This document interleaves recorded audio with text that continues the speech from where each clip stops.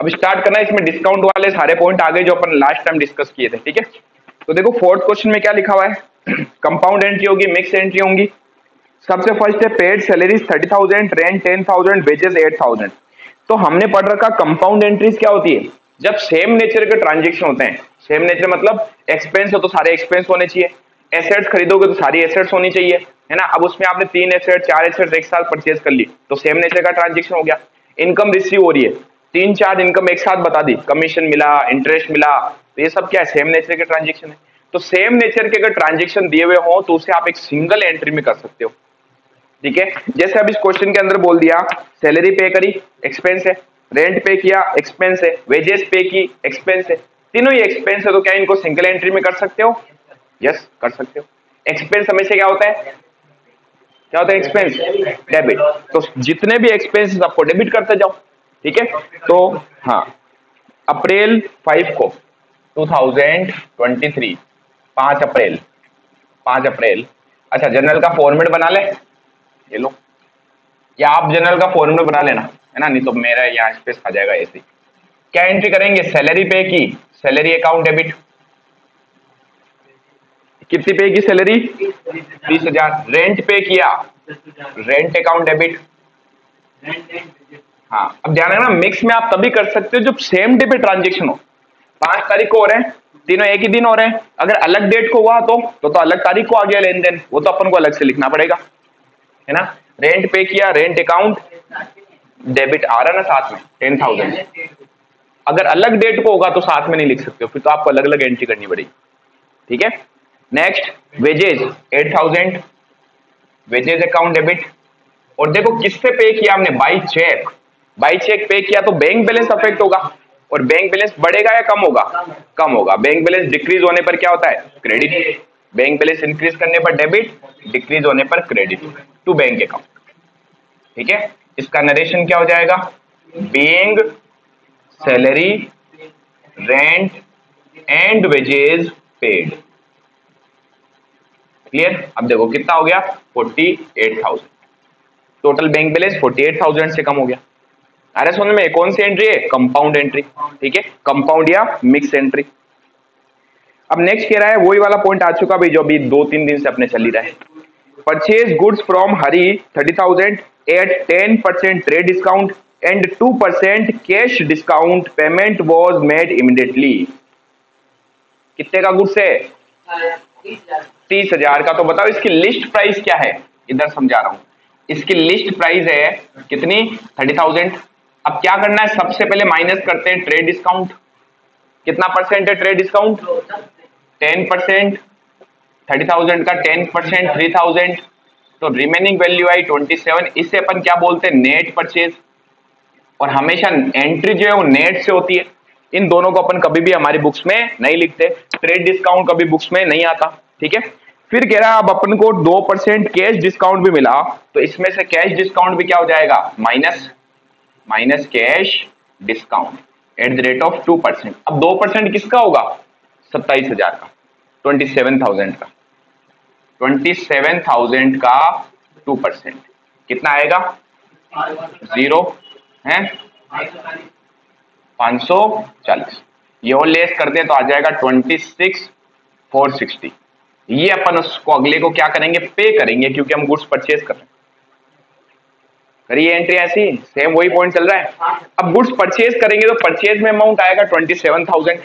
Discount इस बार मिलेगा अपने को, जब अपन गुड्स परचेज करते हैं तो हमें डिस्काउंट मिलता है, और मिलता है तो हमारे लिए क्या है? इनकम।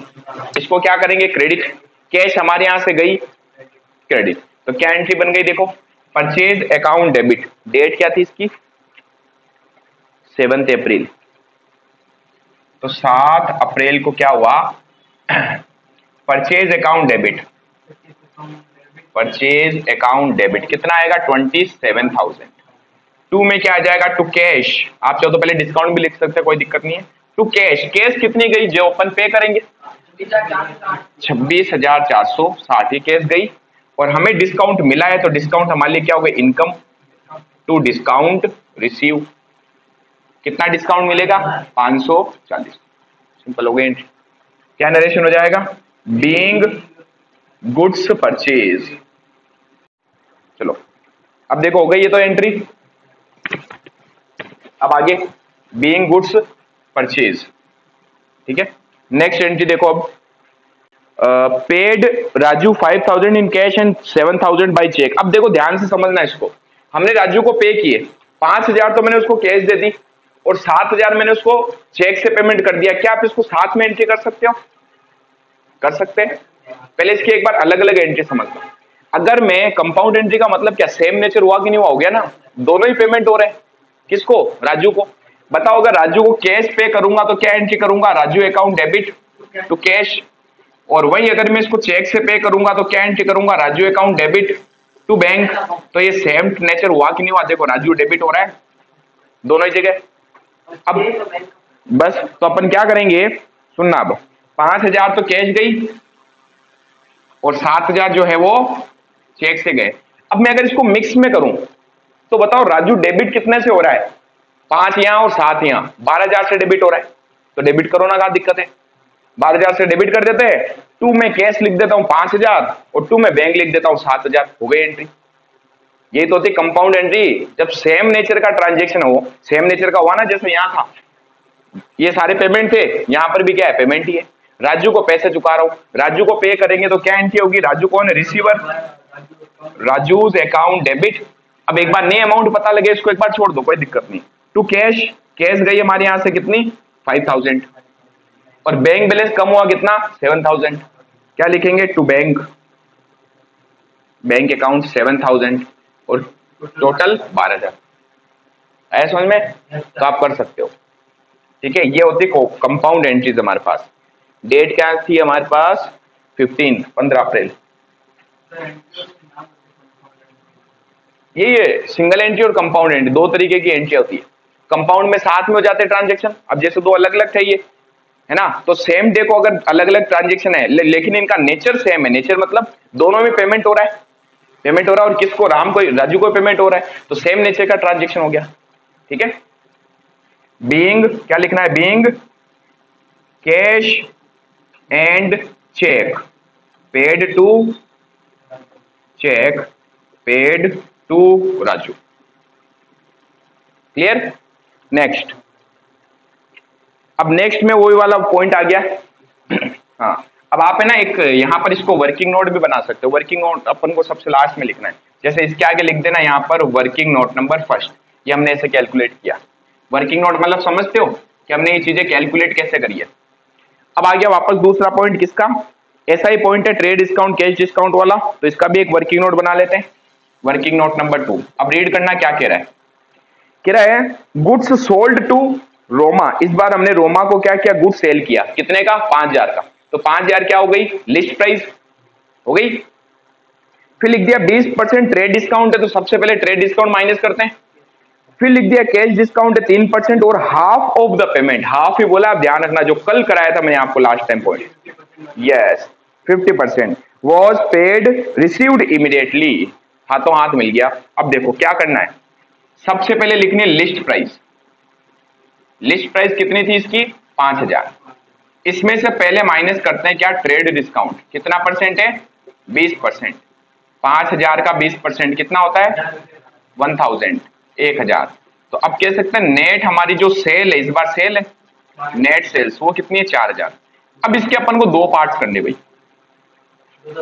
इसका आधा हिस्सा जो है वो तो उसने हाथों हाथ पे कर दिया कैश, और बाकी आधा क्या? उधार है, क्रेडिट। तो इसका 50% जो है वो क्या है? वो है कैश सेल्स, और बाकी का 50% जो है वो क्या है? Credit sales. कल ही कराया ऐसा पॉइंट, याद होना चाहिए, इसलिए कल बोला भी था सीरियसली पढ़ना इनको। अब 4000 का 50% सीधा ही कर लें 2000, और बाकी का 2000 हो गया उधार।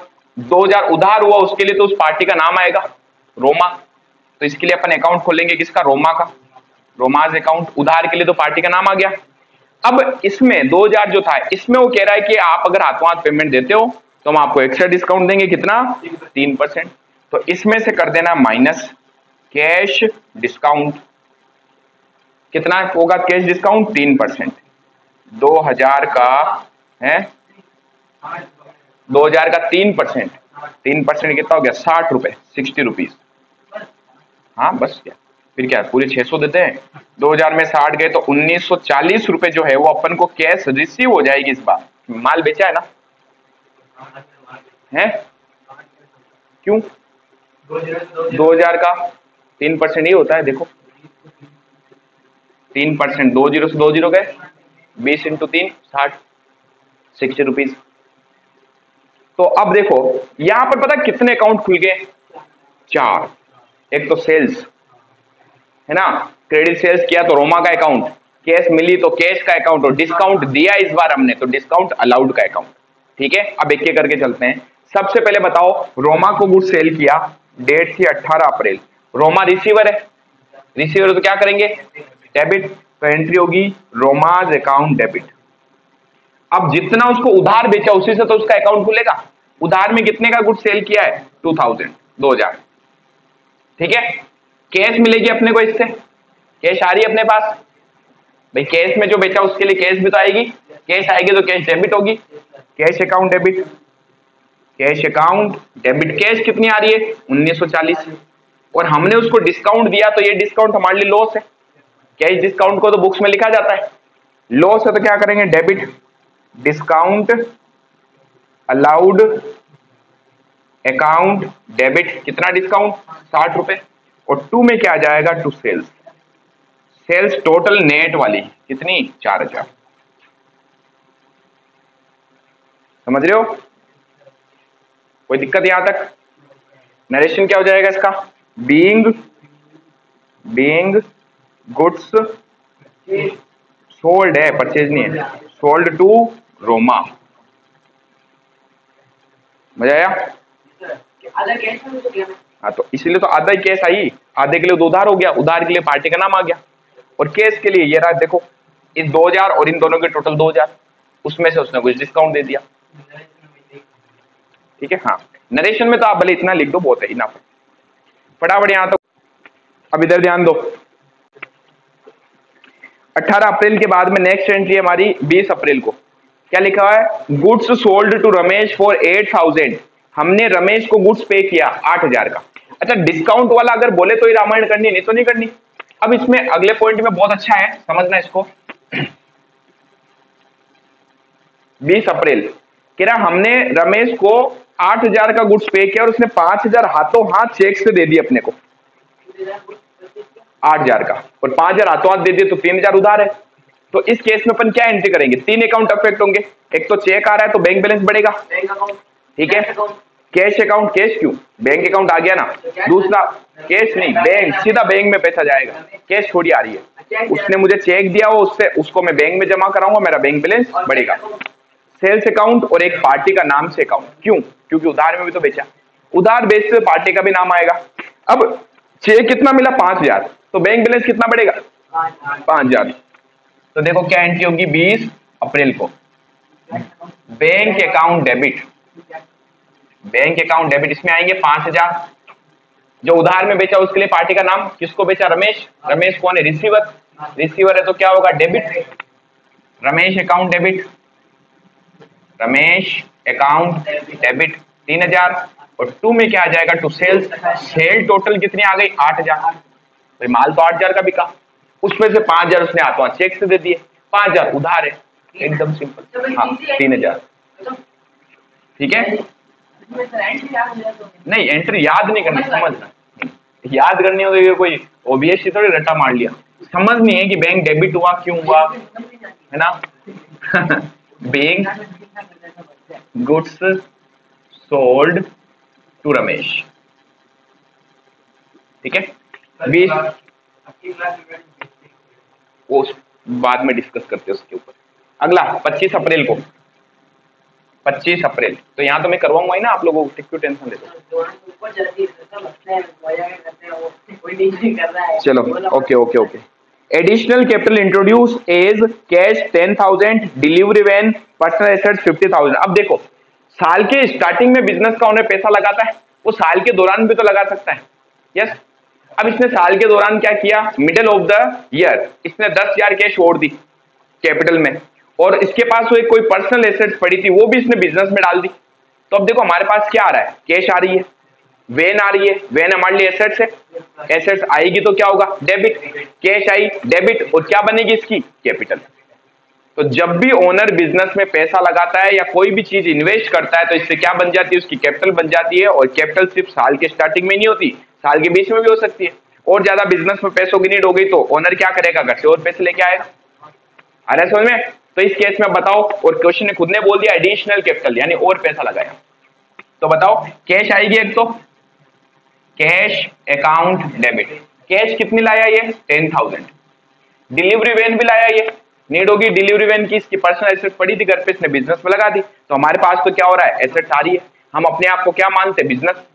बिजनेस में वैन आई, वैन एसेट्स है, एसेट्स आने पर क्या करते हैं, डेबिट कम्स इन डेबिट। तो क्या लिखना है, डिलीवरी वैन अकाउंट डेबिट। वो 40,000 की, सॉरी 50,000 की थी ना, 50,000 की, 50,000 की वैन भी लाया। तो बताओ इसकी टोटल जो कैपिटल बन गई टू कैपिटल अकाउंट 60,000। ऐसा नहीं, क्या होगा इसका नरेशन, बीइंग एडिशनल, हाँ स्टार्ट थोड़ी हो रहा है, स्टार्ट हो चुका है, additional capital introduce into business. Additional capital मतलब इसने बिजनेस में साल के दौरान और पैसा लगाया, लगा सकता है, ठीक है। यस, नेक्स्ट अगला लिखा है cash paid to Anil 975, discount मिला उससे 25 रुपए। अब हम अनिल को कैश पे कर रहे हैं, मैं बोल भी तो रहा हूं, अनिल को कैश पे करेंगे। तो बताओ अनिल कौन है, रिसीवर, रिसीवर है तो क्या होगा, डेबिट। मेरे यहां से कैश जा रही है, क्रेडिट, और डिस्काउंट मिल रहा है, इनकम है, क्रेडिट। तीन अकाउंट अफेक्ट हो गए, कैश का, पार्टी का और डिस्काउंट का। एक चीज हमेशा ध्यान रखना, देखो आपने नोट किया हो तो डिस्काउंट जो है ना, कैश उसके साथ ही आता हमेशा। डिस्काउंट अगर क्रेडिट में है या कैश अगर क्रेडिट में है तो डिस्काउंट भी क्रेडिट में आएगा। अगर डिस्काउंट कैश अगर डेबिट में है तो डिस्काउंट भी डेबिट में आएगा, ठीक है। नहीं समझ में आया तो उसको आप रट्टा मार लो, समझ गए। अब जैसे देखो अनिल को अपन कैश पे कर रहे हैं कि कैश मिल रही है, पे कर रहे हैं। कैश पे करेंगे अनिल को तो पैसा आएगा कि जाएगा, जाएगा। अब मैं अनिल को पैसे दूंगा तो अनिल कौन है, रिसीवर, अनिल्स अकाउंट डेबिट। अब इसमें अमाउंट मत लिखना क्योंकि अनिल को पैसे दे रहे हैं, हम दे रहे तो हमारे लिए कौन हो गया, रिसीवर। रिसीवर हमेशा ही क्या होता है, डेबिट। कैश हमारे यहां से गई टू कैश, कितनी 975, 975। और डिस्काउंट मैंने क्या बोला, हमेशा इसके साथ आता, तो इसके साथ ही क्या आएगा, टू डिस्काउंट, मिला के दिया, टू डिस्काउंट रिसीव, मिला है, डिस्काउंट आएगा 25 रुपए। अब इसके अमाउंट में कितना आ जाएगा, पूरा 1000 रुपए। समझ गए, 1000 रुपए से इसका अकाउंट खुला था हमारी बुक्स में, हमने 975 दिए और 25 रुपए इसने मुझे डिस्काउंट दिया, तो 1000 रुपए से इसका अकाउंट क्लोज, ठीक है। अगला, paid to Raju 1000 in cash and 2000 by cheque. Raju को हमने जो पे किया 1000 तो कैश दिए और 2000 चेक से दिए। अब बताओ कितने अकाउंट अफेक्ट हो रहे, तीन, कैश, बैंक का अकाउंट और राजू का अकाउंट। कैश और बैंक बैलेंस दोनों कम हो रहे हैं, कम होने पर हमेशा क्या होता है, क्रेडिट। भाई बैलेंस बढ़ता है तो डेबिट है, ये दोनों एसेट्स होती है, कैश भी हमारे लिए एसेट्स है और बैंक अकाउंट भी हमारे लिए एसेट्स है। बढ़ेंगे तो डेबिट होंगे, कम होंगे तो क्रेडिट होंगे। राजू को मैं पैसे दे रहा हूं तो राजू कौन हो गया मेरे लिए, रिसीवर। जैसे अनिल को दिया तो अनिल को डेबिट किया, अब राजू को दे रहा हूं तो राजू को डेबिट करूंगा, है ना। तो डेट क्या है, 30 अप्रैल। 30 अप्रैल को क्या एंट्री हो जाएगी, राजूज अकाउंट डेबिट। अब क्या क्या दिया, एक तो टू कैश, कैश कितनी दी, कैश दी हमने 1000 एंड चेक से पेमेंट दिया, यानी बैंक बैलेंस कम हो गया। बैंक बैलेंस बढ़ता है तो डेबिट, कम होता है तो क्रेडिट। टू बैंक अकाउंट कितना, 2000। तो टोटल बताओ राजू को कितने दिए हमने, 3000। Being cash and cheque paid to Raju, ठीक है। और लास्ट एंट्री क्या है, paid 4800 to Mohan in full settlement of his claim of 5000। Full settlement आते भी डिस्काउंट होगा। इस बार अब मोहन को दे रहा हूं, 5000 मुझसे मांगता, मैं 4800 दे रहा हूं, तो उसने मुझे डिस्काउंट दिया कितने, 200 रुपए। अब यहां पर भी तीन अकाउंट अफेक्ट होंगे, मोहन का अकाउंट, कैश का अकाउंट, डिस्काउंट का अकाउंट। मोहन कौन है? रिसीवर। मैं उसको पैसे दे रहा हूं तो रिसीव कर रहा है, रिसीवर हमेशा ही डेबिट होगा। कैश मेरे यहां से गई, गोज आउट, क्रेडिट होगा। डिस्काउंट मिला, इनकम है, क्रेडिट होगा। क्या एंट्री बन गई? Mohan account debit, Mohan's account debit to cash account and to discount receive account, to discount receive account. ठीक है, 4800 तो कैश हमारे यहां से गई, 200 डिस्काउंट मिला और इसका अकाउंट 5000 से हमारी बुक से। ठीक है, narration being cash paid to Mohan. हाँ, फटाफट छाप दो। अच्छा क्वेश्चन था।